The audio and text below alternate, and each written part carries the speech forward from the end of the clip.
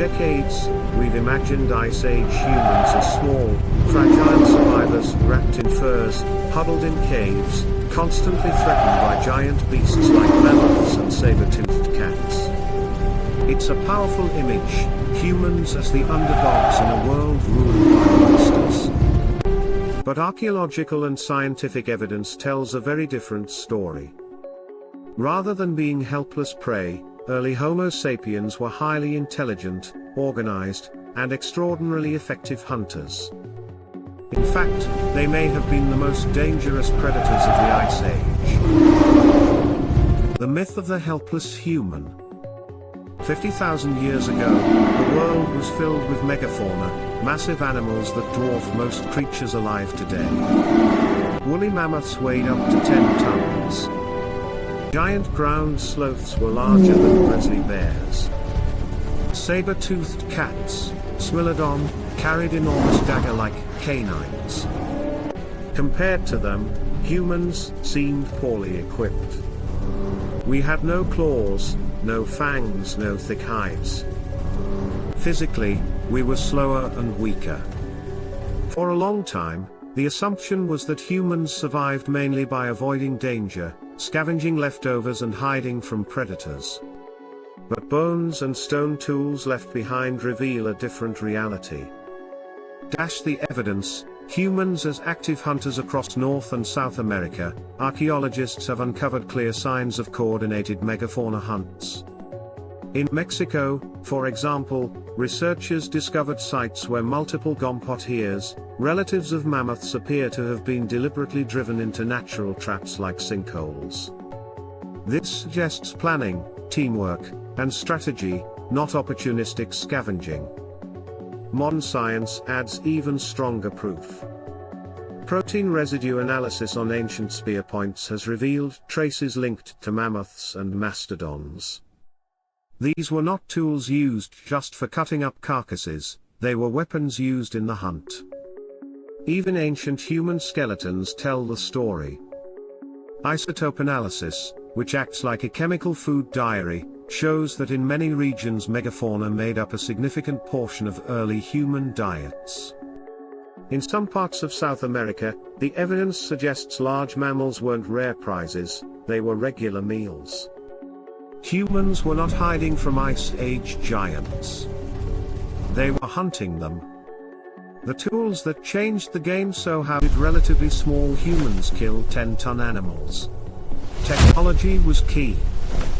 Ice Age hunters used carefully crafted stone spear points, including the famous Clovis points in North America. These were not crude weapons, they were precisely flaked, razor-sharp tools designed for deep penetration and secure attachment to shafts. Even more revolutionary was the atlatl, or spear thrower. This simple lever extended the thrower's arm, dramatically increasing speed, force, and distance. A spear launched with an atlatl could hit harder and farther than a hand-thrown one, allowing hunters to wound large animals while staying safer. Some researchers suggest that for the largest prey, hunters may have braced spears against the ground and provoked animals into charging, using the animal's own mass and momentum to drive the weapon in. But technology alone wasn't enough. The real superpower, cooperation and planning. The true advantage of humans wasn't physical, it was cognitive. Hunting mammoths required coordination, communication, and long-term planning. Groups likely tracked herds for days, identified vulnerable individuals, and used teamwork to separate them from the group. They drove animals toward cliffs, pits, or natural bottlenecks. They coordinated movements and possibly used fire to manipulate landscapes.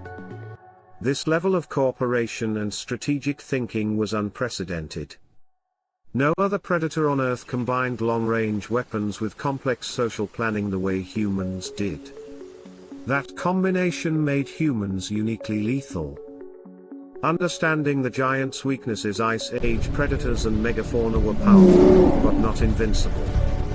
Take Smilodon, the saber-toothed cat. It was built for ambush, strong forelimbs and enormous canines for precise killing bites.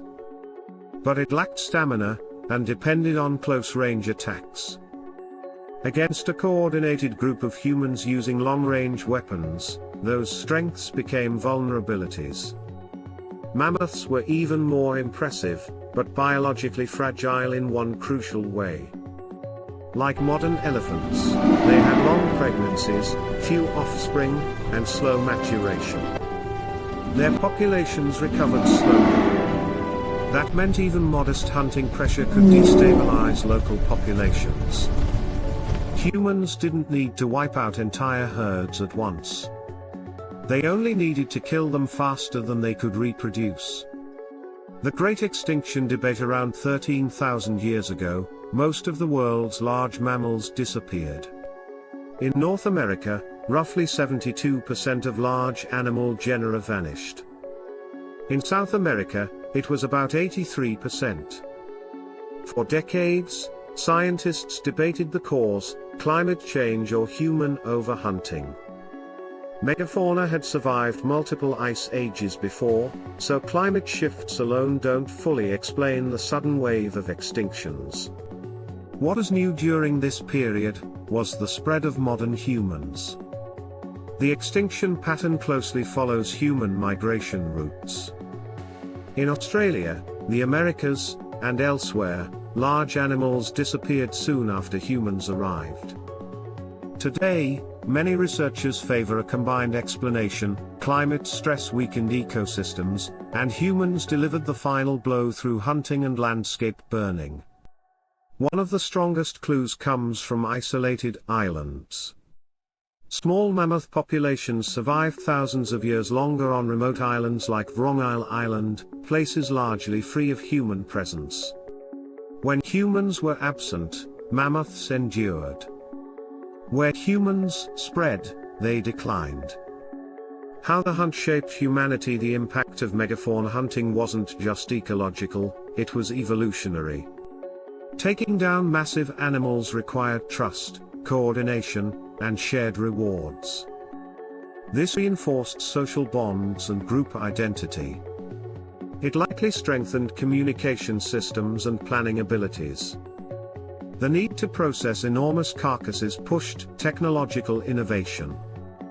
Bones and tusks became building materials, tools, and art. The hunt drove specialization and skill development. In short, hunting megafauna helped shape human society itself. Rather than surviving by accident, humans rose to dominance by combining intelligence, cooperation, and technology in a way no other species could match. That rethinking the Ice Age image, the familiar image of tiny humans cowering before mammoths, needs to be replaced. The more accurate picture is this: organized groups of hunters armed with advanced tools and strategic plans, deliberately targeting the largest animals on Earth. Ice Age humans were not passive survivors. They were apex predators.